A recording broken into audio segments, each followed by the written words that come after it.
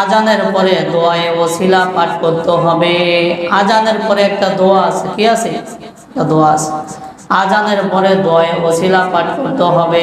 প্রথমে আজানের উত্তর দিতে হবে, আজানের উত্তর দিতে হবে, এরপর দুরূদ শরীফ পাঠ করতে হবে, এরপর একটা দোয়া আছে ওই দোয়াটা পাঠ করতে হবে। এই দোয়াকে বলা হয় দোয়ায়ে ওসিলা।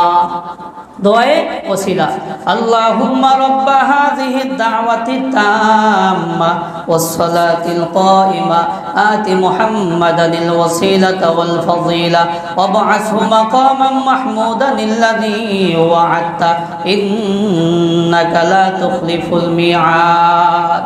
আল্লাহর হাবিব বলেন, যদি কোনো ব্যক্তি আজানের উত্তর দিয়ে দুরূদ শরীফ পাঠ করে এই দোয়াটি পড়ে, আমার জন্য তার সুপারিশ করা ওয়াজিব হয়ে গেল।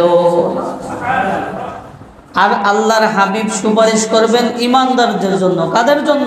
ঈমানদারদের জন্য। কোনো বেঈমানের জন্য কি করবেন না? সুপারিশ করবেন না। অতএব যারা ঈমানের সহিত মৃত্যুবরণ করবে তারাই ঈমানদার, তাদের জন্যই কি করবে? সুপারিশ করবে। আজানের উত্তর কিভাবে দেব? বলে আল্লাহু আকবার, আল্লাহু আকবার। মুয়াজ্জিন যখন বলে আমিও আল্লাহু আকবার বলবো। এরপর আবার যখন আল্লাহু আকবার বলে আমি আল্লাহু আকবার আবার পাঠ করব। মুয়াজ্জিন যখন বলে আশহাদু আল্লা ইলাহা ইল্লাল্লাহ, আমিও বলবো আশহাদু আল্লা ইলাহা ইল্লাল্লাহ, আশহাদু আল্লা ইলাহা ইল্লাল্লাহ।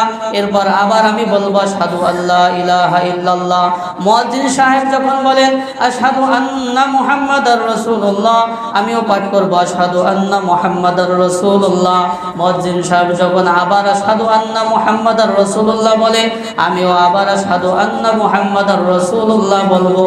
মুয়াজ্জিন সাহেব যখন হাইয়া আলাস সালাহ, হাইয়া আলাস সালাহ, হাইয়া আলাল ফালাহ, হাইয়া আলাল ফালাহ বলে, আমি চারবার লা হাওলা ওয়ালা কুওয়াতা ইল্লা বিল্লাহ পাঠ করব। মুয়াজ্জিন সাহেব এরপর যখন বলে আল্লাহু আকবার, আমিও পাঠ করব আল্লাহু আকবার। এরপর শেষে মুয়াজ্জিন সাহেব যখন বলবেন লা ইলাহা ইল্লাল্লাহ, আমিও পাঠ করব লা ইলাহা ইল্লাল্লাহ। এরপর দরুদ শরীফ পড়ব, এরপর এই দোয়াটা পাঠ করব। আল্লাহর হাবিব বলেন, যেই ব্যক্তি এইভাবে আমল করবে তার জন্য সুপারিশ করা আমার উপর ওয়াজিব হয়ে যাবে।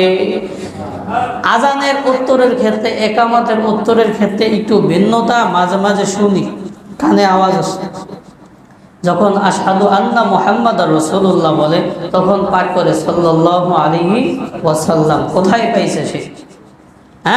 হাদিসের মধ্যে আসছে এইভাবে আজানের উত্তর দিতে হবে। কোন আমলে মন মতো করলে গ্রহণযোগ্য হবে না।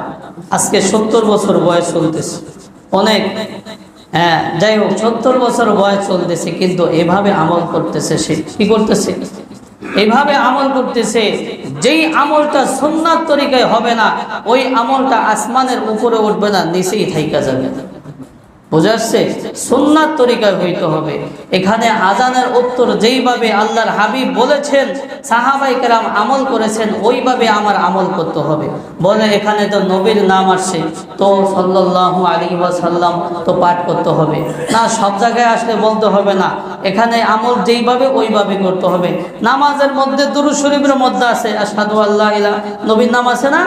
তো ওই সময় কি আপনি সাল্লাল্লাহু আলাইহি ওয়াসাল্লাম বলেন না। একটা আয়াত আছে মুহাম্মাদুর রাসূলুল্লাহ, এরকম একটা আয়াত আছে। এই আয়াত যখন নামাজের মধ্যে আপনি পাঠ করবেন তখন কি সাল্লাল্লাহু আলাইহি ওয়াসাল্লাম বলবেন না।